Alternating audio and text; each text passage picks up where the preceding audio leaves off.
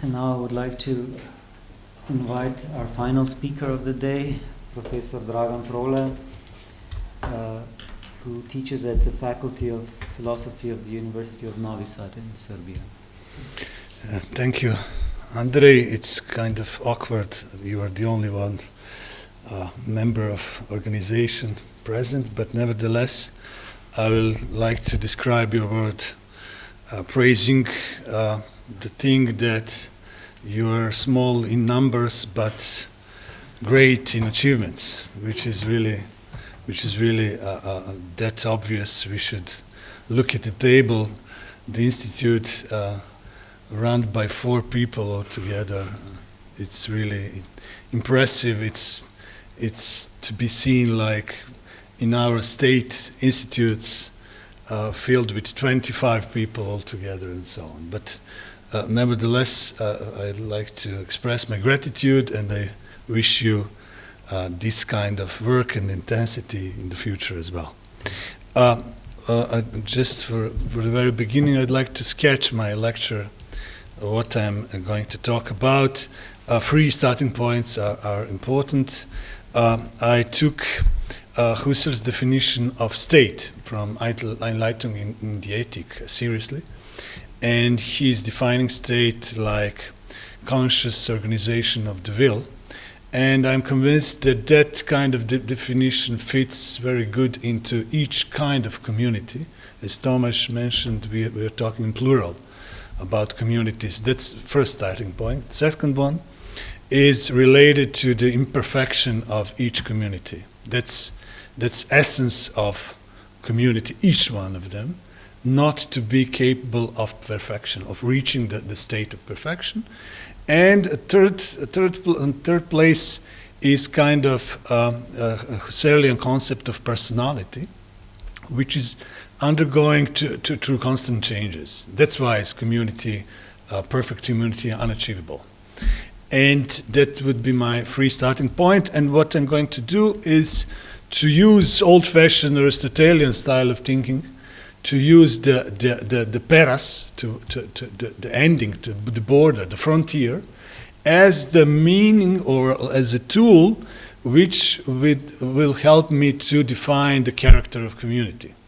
It's not that way, it's not common sense way that functional, successful community should be ended in best possible way. It's not like that. It opposes to our experience. It's not like that. But or neither is in the opposite way that bad communities, unsuccessful communities, they could finish in the best possible manner. Now, it's not like that, but it's like following 3 types of being the part of community, sharing the values of community as a prototype for explanation of every possible community. Just one more thing to add. Gerda Walther wrote a book in 1923, Ontologie der sozialen Gemeinschaften. It's quite a striking thing that she changed perspective totally, because in Husserl's view, he emphasized all over again, and that's related to Witold's lecture, the collective perspective, communal perspective, not the personal, not the individual one. In his eyes, that was crucial. He mentioned community relatively rarely, but when he does, it's always like it's point that higher ontological standard belongs to community, not to members of community. And on the other side, Gerda Walther started with 2 possible perspectives, from the inside, from the perspective of member of community, and from the outside. I will skip this outside perspective, Arebu, which is like always, it's always to be respected. Let's say the gaze who is coming from outside, which is not the part of the reality which he or she is describing. But nevertheless, I will point out the perspective of the members. That would be my point. That's important to emphasize, because the other approaches are as well useful and could be regarded as fruitful. We will define the concept of community in the broader sense of the word, based on Husserlian concept of the state as a conscious organization of will. When it comes to the individuals who make up the community, a sense of mutual belonging is necessary among them, along with a certain degree of agreement and harmony, which is important to achieve through the free will of the participants, rather than being dictated externally or from the top of a hierarchy. Furthermore, it is essential to distinguish between egoistic desires and achievements aimed solely at fulfilling personal demands and satisfaction of community members, just as there are common purposes and achievements. Husserl emphasizes that common purposes have a different spiritual meaning from any individual act, as well as from the actions of individual subjects as part of the community. It should also be noted that the demands of an ideal community in reality encounter their limits due to the imbalance between the realities of the participants in the community and their possibilities. That's next basic point. An ideal community would be one that leads to the fulfillment of all our possibilities. However, such an outcome is not possible because the range of possibilities we possess is neither fully determined and defined, nor it is precisely limited in advance. Consequently, there is a potential for a certain degree of dissatisfaction with the community when its participants, despite everything they have achieved within it, become aware of some possibilities that remain unrealized. The birth of discomfort is expected as soon as one has realized that some possibilities cannot be achieved within the given community. The dynamic and unpredictable gap between the realized and the possible represents a permanent source of crisis within a community that cannot be overcome or eliminated. Thus, it is necessary to agree with the thesis on the limitations of every form of community. No natural, spiritual, or psychological connection to a community is so strong that it is able to break free from the region of possibility. All life with others carries the germ of the capacity of dissolution, because souls are more than what they factually are. On the other hand, every desire and action of an individual member of the community can be reflected in relation to the supra-individual desire of the community. These leave their mark on the community's interest by either strengthening the community, contributing to its maintenance, or weakening its connective tissue. Besides the communal perspective, it is necessary to pay attention to the internal view, that is, the way in which the relationship to the community constitutes its participants. Despite the Husserlian emphasis on the particularity of common purposes, it seems that phenomenology is more accessible through the reflection of the mutual interactions of individual participants within the community, and that its methodology is more suitable for illuminating the internal constitution for the member, which means for the conscious subject who feels connected with other subjects in the social community, who feels like a member of that community. Phenomenology does not consider individual subjects within a community as completed, once and for all determined agents. Rather, an individual is understood as a person undergoing constant change. The changes experienced by individual participants in the community are never completely aligned, nor do they occur in the same way or direction. Hence, the community is not mere fusion. In the same way, the love is not simply merging. Among community members, no matter how successful the community is, the presence of otherness is necessary.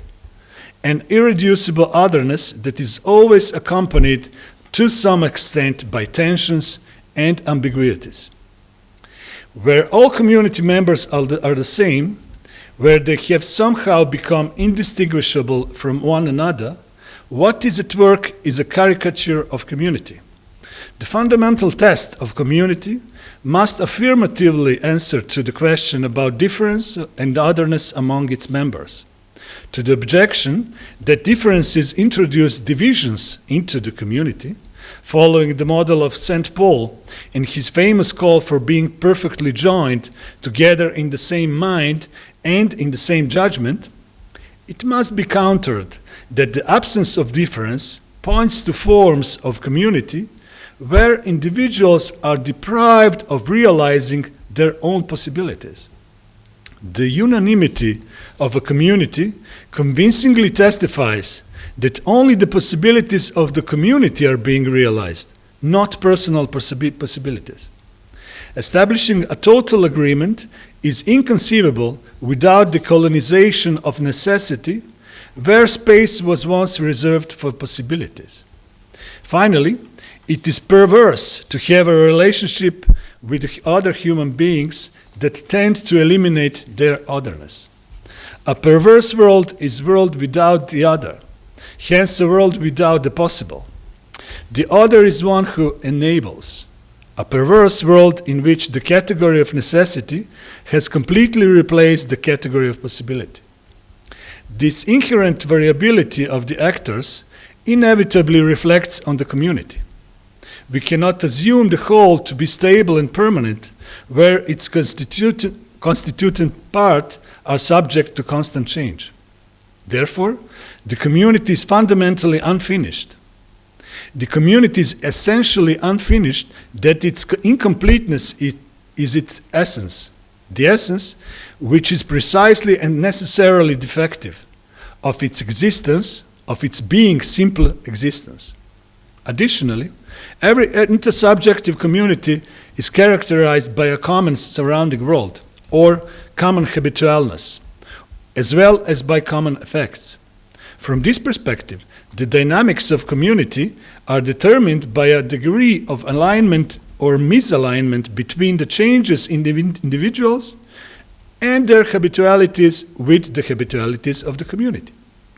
A consciously organized collective will enters into crisis primarily due to the changes in its actors or the changed circumstances in which they function together. Viewed from the perspective of its participants, the horizon of possibilities that the community is able to fulfill plays a special role in the crisis of the community.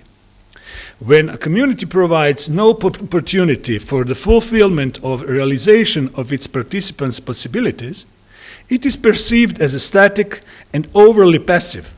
Inevitably, the motivations for participating in such community gradually weaken. Moreover, a community that leaves its participants' possibilities unfulfilled irresistibly resembles a prison cell with its rules and authority figures. Awareness of unrealized possibilities that can only be achieved within the community, but certainly not within the current one, naturally fosters a negative attitude towards the community. This negativity can only be overcome if the community itself changes. On the other hand, those communities that present a boundless and inexhaustible field of possibilities, no matter how difficult their realization might be in reality, appear promising and attractive. Hence, the key to increasing the attractiveness of the community lies in offering possibilities that once seemed unachievable but are now within reach. Communities also appear attractive when they significantly expand possibilities that previously existed only in much more modest forms. From the community's perspective, a crisis appears as an expression of disloyalty, selfish indifference to communal matters. This is especially evident in those types of communities that are not taken for granted and for which one must fight. When indifference towards the community is demonstrated instead of readiness to fight for it, the question of its dissolution becomes merely a matter of time. One thing is certain. When the habituality of the community and its constituents reach a reconcilable antagonism, the end of community is inevitable. We observe two extremes in which the dissolution of a community reveals its character, namely, where the community is understood as constitutive for its members and decisively shapes their self-awareness. Reactions against the mere possibility of the community ceasing to exist are inevitably intense and violent. In such contexts, the dissolution of the community is simply not accepted. Individuals who largely identify with the community will react to the very possibility of its end with maximum discomfort and will do everything to prevent it. Those who do not hesitate to resort to violence to preserve the community typically do so because their identity is so intertwined with the idea of the community that it becomes unrecognizable without it. Moreover, the phenomenon of violently preserving a community indicates the abolition of difference, where the personal, the individual, is virtually lost in the communal. It is important to note that the merging of the personal and the communal is not only a desire of totalitarian systems, or merely the result of various forms of collective subjugation of the individual. This merging can also occur through the will of community's participants. Simply put, such a will could be characterized by the identification of the personal with the communal. Drastic examples of this can be found in diverse communities. In many manifestations of love, the personal is lost in the idea of the loving community. Numerous communities function based on the voluntary or calculated subjugation of individual will to the collective will, embodied in the figure of the leader, a chief, a commander, abbot, and so on. In such cases, a crisis in the community is experienced as a radical questioning or existential threat to those participants who find it extremely uncomfortable to envision themselves outside the community. And I will name at the end the three possibilities for community dissolution. And following my scheme, I could be capable of explaining, for example, the dissolution of Yugoslavia, dissolution of Czech Republic, dissolution of each one I've ever heard of. So, first possibility is independence and detachment. That was the case in Slovenia's case, for example. In scenarios where a sense of independence prevails, regardless of whether it is justified or false, the dissolution of the community will not provoke many negative reactions. Members who do not feel strong connections to the community may perceive the association with it as a burden they are eager to shed. Emphasizing their distinctness from the community can serve as a justification for leaving it. The modern crisis of community is characterized by the increasingly accepted possibility that one can leave a community altogether, a civilizational development that was unimaginable for many centuries and millennia. Today, where the common denominators between the community and its members are lost for any reason, there is a little effort made to maintain it. The second example, attachment and resistance to dissolution. That was the case in the case of Serbia.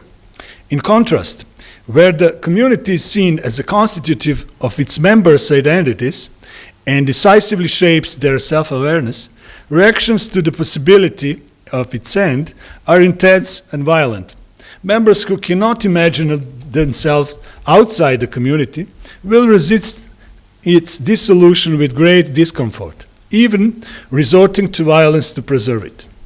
This reaction stems from the intertwining of personal identity with the idea of community, where the personal is almost lost within the communal.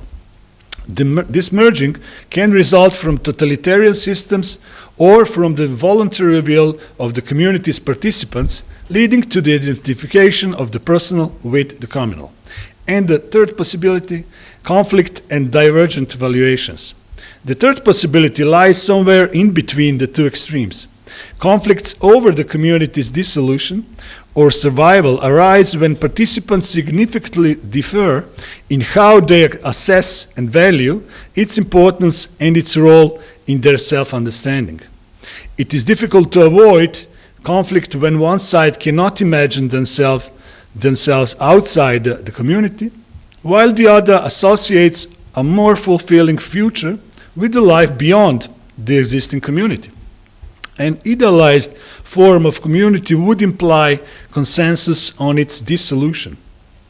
In such cases, all interested parties independently recognize the realm of possibilities outside the community. Paradoxically, the ideal community is one whose members can easily handle its dissolution. These scenarios illustrate the complex dynamics and potential outcomes related to dissolution of communities, reflecting both the individual and collective dimensions of such transitions. This is not about a frivolous disregard for the community, nor about the ease of leaving the community inevitably, suggesting that there was never a serious sense of belonging to it. Rather, it's about maintaining the awareness of possibilities, about the fact that no community can fully exhaust the possibilities of an individual. And just to put it, the first and third options for ending a community imply some form of conflict, while in the case of independence of members from the community, one can expect a quiet and peaceful separation. Does conflict say anything about the quality of the community? Specifically, it is expected that high-quality community that provide certain benefits to all its participants, making life within it far better than without it, will also have a dignified breakup during which the former participants treat each other with great respect. These general problems are going to be solved by means of the attitudes of individual actors regarding the end of their shared life. There is an impression that does not corroborate the equation according to which a bad community would necessarily mean a turbulent, unpleasant breakup, while the highest forms of community would necessarily result in an unselfish end to the community.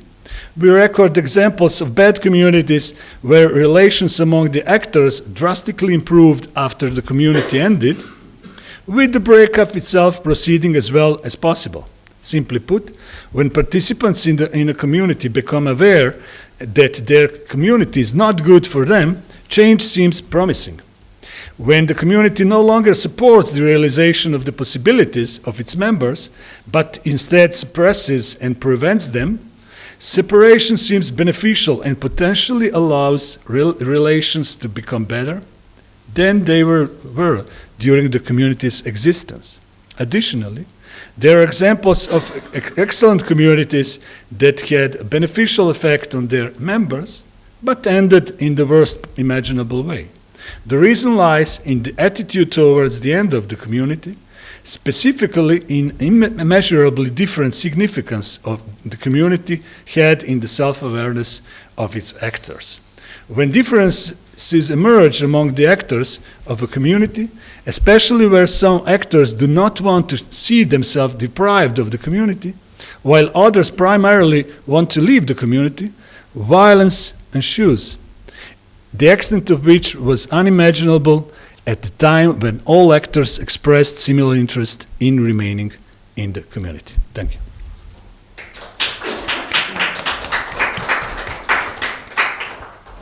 Thank you very much for your very thought-provoking speech. And just moving along to questions. So Vitold is already, he's already raised his hand, so please. Yes. Thank you, Dragan. I really enjoyed the paper. I have two questions. So the first question is about understanding of community. I was surprised by your conclusion in these three options when you said that you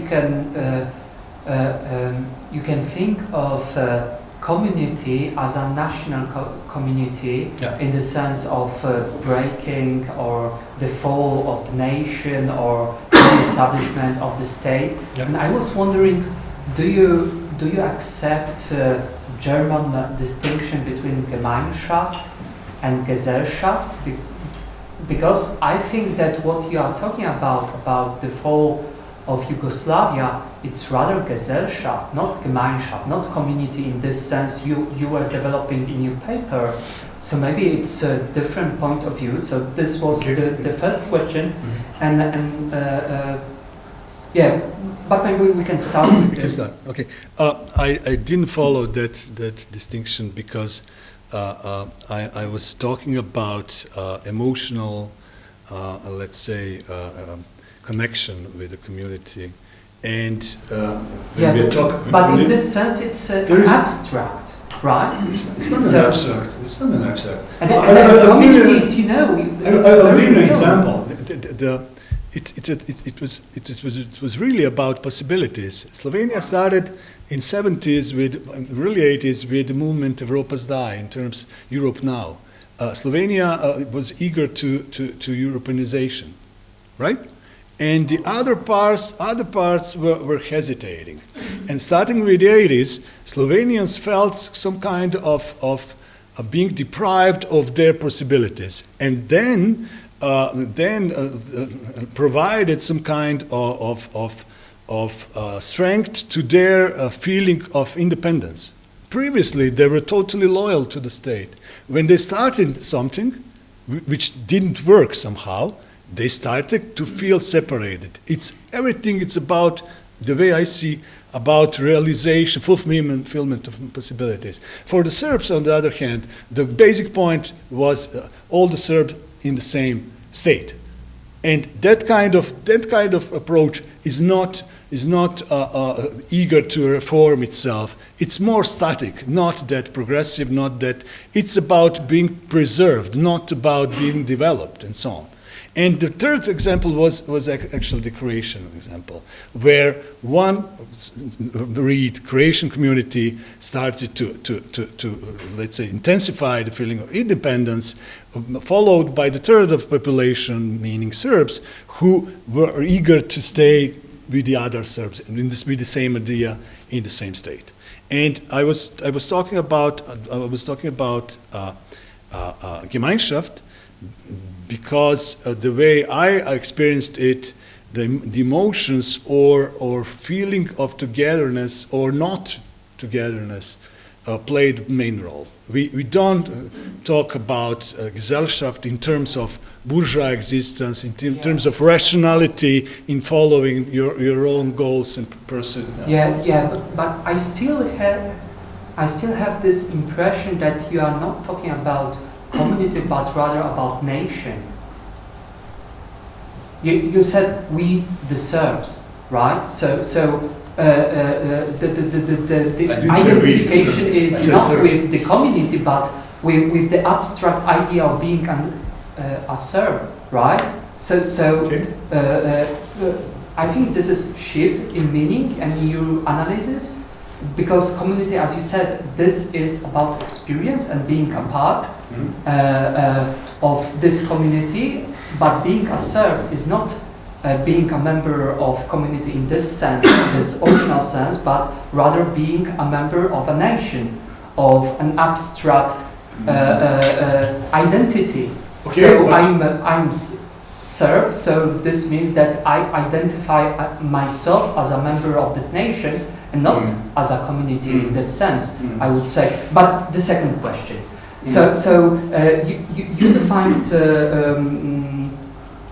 You define community in Husserlian terms, who follows, I think, mainly Fichte in this regard, as this consciousness organization of will. And I was wondering, did you consider the idea of common good, so this Aristotelian motive topic in Husserl's social phenomenology? Did you consider it?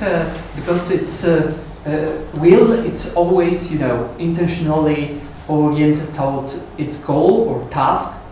And normally, and Husserl uses also this idea, there is a common good which organizes us as a community, right? So we wanted to realize possibility in the sense that we want to realize this good, which is possible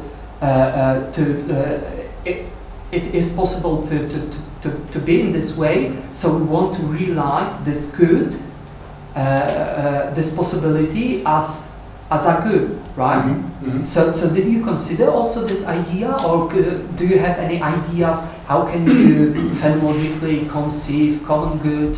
Yeah. Thanks. I didn't have that in mind, but that would be from the perspective of the community, the main goal. I pointed out that my perspective is the perspective of the members. So, in broader sense, egoistical perspective. Or from the members' perspective, so to say. But thank you. I will have that in mind. I'll try to include it in a way. It could be helpful. And you were right, of course. But I would add that your differentiation between two concepts of community as a nation or as a community is to be applied on two living conditions, peace and war. When the war is ongoing, there's no more like nation abstract things, but some kind of deeply emotional connection with the others. Yeah. Thank you. Božič has also a question. Dragan, I also really enjoyed your talk. Listening to you, I was wondering, and this is totally connected with Vittel's first question. So we're all questioning the relationship between community and the state, and I want you to think maybe go the opposite way and think about, because when I sort of listened to you, what came to my mind was orchestra or a choir or a band, and it sort of seemed to resonate with these kinds of community, because there is also this ideal of a unison, because at the end they all have to work in a way that they all come together and then in unison. But nevertheless, we see that in real life, so all the members have specific ambitions and they want to achieve something by participating into that, and sort of what you think about? Definitely, yeah. I found it applicable in terms of music band, in terms of love community, in terms of friendship, in terms of any case, and that's why I find Vittel's idea. I mentioned actually habitualities, which is Husserlian.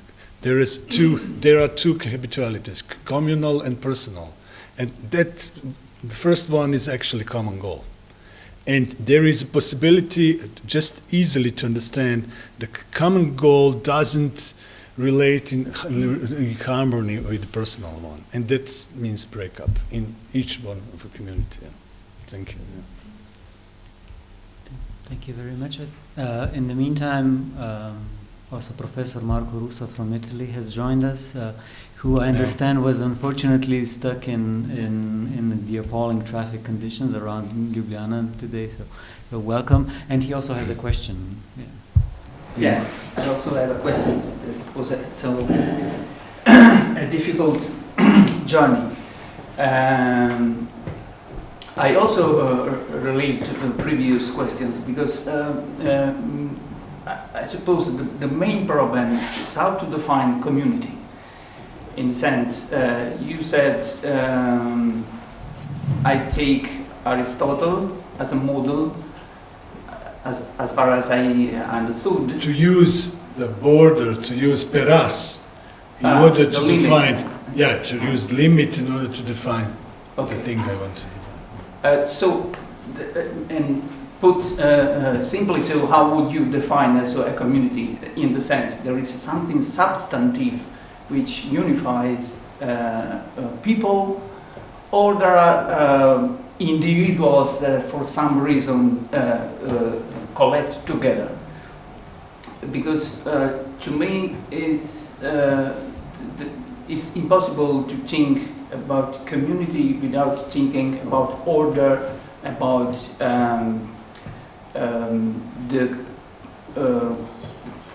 the limiting of, say, violence, of conflicts.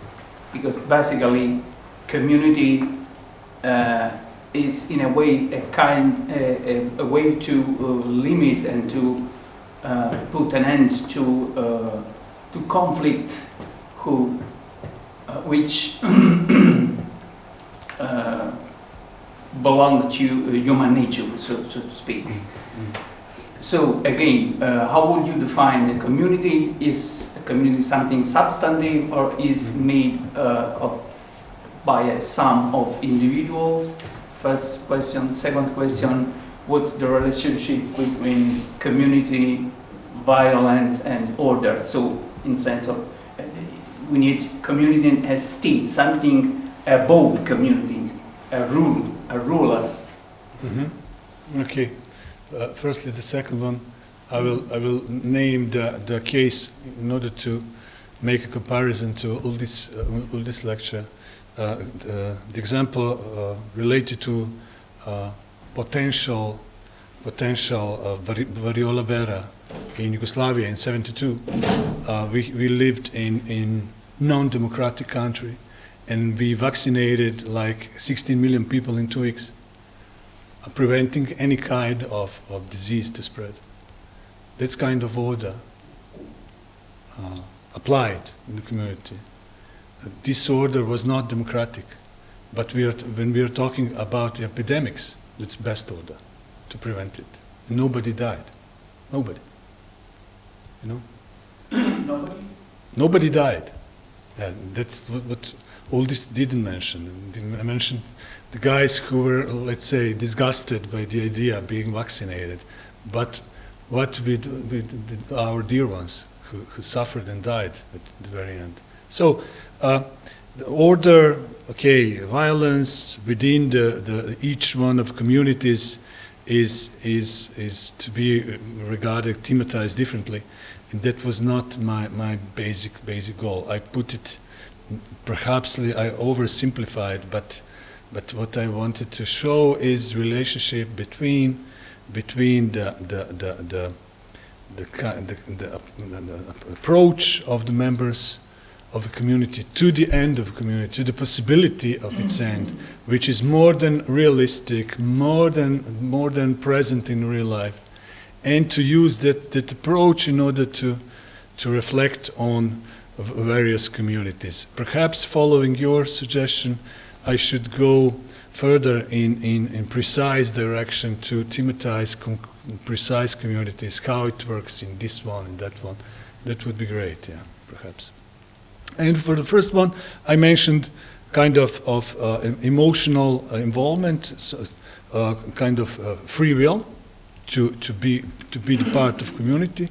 And when we are talking about totalitarian communities, they are not communities in the sense proper, because you are violently, let's say, pushed to be the part of something.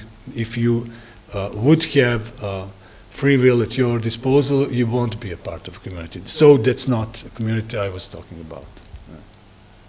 Or the world of George Orwell, 84, is not a community, it's something else. So thank you for a very interesting and structured lecture. I would like to ask you about anchoring in the world and connection to the space and place of community. And for example, to the end of your lecture, to the dissolution of community. How is it strongly connected, or it is possible to be a community also without place, without being somewhere? A community is always in terms of state or terms of nation, in terms of community in much broader sense, is related to the place deeply, and it's like intertwined with the space. But let's say a love community is not, friendship is not. We should be that flexible in order to make a difference between those intimate, personal communities or that let's say national or broader. Europe is a community, non-existing or existing community, and so on. It's totally related to the place, and those personal, deeply personal, are not. The way I see it. Yeah, thank you. It was very interesting. Before I ask, I just had one follow-up. Maybe thinking of online communities, which might be not only personal, but also not on very broad, very national level, but a bit more broader. Maybe there you can think of how place or space. Okay, I had one part. I will consider that whether it will remain or it will be raised. That's obvious sign or obvious cause of contemporary crisis of community, of living exchange. It's that let's say that's obvious. We should, that's why we should thematize it for real, because in my living world it's that present that it became kind of boring, because there are people who spend like 4 hours per day in those, or even more, in those mature people, not to talk about kids. And perhaps you're right in terms of future belongs to those problems, how to reestablish the community. Because my son is, for example, 90 years old. He is perfectly skilled to communicate via internet and with elderly generations, but with he struggles, because he's lacking of experience of living exchange, especially with another agenda. So that's kind of current issue. Sure. Just follow a bit on that, but I think that it's possible also to have a positive, this sense of togetherness and belonging online for mature individuals. I mean, for example, for young mothers who are isolated and they form a group, online group, and there are a lot of people who share this common intentional object and a sense of belonging. And I think that in this direction, and not only, of course, this kind of group, at least potentially, I think it's possible. When the people are struggling, that's wishful. That's really recommendable. But why should I spend 4 hours per day sharing some ideas and thoughts with unreachable people, mostly unreachable people throughout the world, and not with my neighbors, with my closest ones? I find it deeply wrong. And I know even more and more people doing so. Okay, but very shortly, I just wanted to say that I found these ideas very applicable to, as you said, also gave examples of dissolution of communities. I think it's interesting to think, for example, also on these different levels of dissolution of, let's say, Soviet Union, and this would be on more, maybe, let's say, abstract, not abstract in that sense, but it doesn't mean that the community, sense of belonging, was dissolved altogether. I mean that in one sense community was not existing anymore, but let's say in Latvia, for example, there is a big group of people who still have this sense of community. I think that it's interesting to sense of belonging to this community, which is no longer existing. I mean. And this is interesting what you mentioned, this fulfillment of possibilities, and I think that their sense of belonging is based on the loss of the possibilities they want to have. Definitely. Yeah, and I think that's It's much better to live in the country which has 23 million participants or members, but in a country with 2 million. It's common sense logic. It's not big deal. Yeah. But you have to be recognized. You have to be capable of fulfilling its own possibilities and whatever. Yeah. Thank you. Thank you very much for the lecture and all your questions.